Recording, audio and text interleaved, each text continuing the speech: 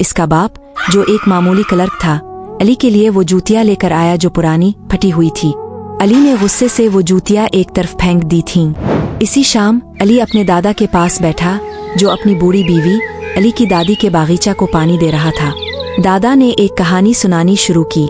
बेटा, हमारे पड़ोस में एक लड़का था, उम्र। वो बहुत गरीब था, लेकिन इसके दिल में अपने वालिदैन के लिए बेपनाह मोहब्बत और इज्जत थी। इसके वालिद माजूर थे और इसकी माँ बीमार।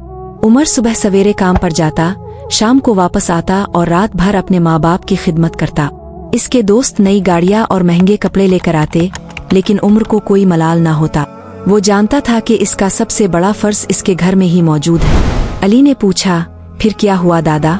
दादा ने मुस्कुराते हुए कहा, माँ बाप के गुलाम बन जाओ, अल्लाह तुम्हें दानिया का बादशाह बना देगा।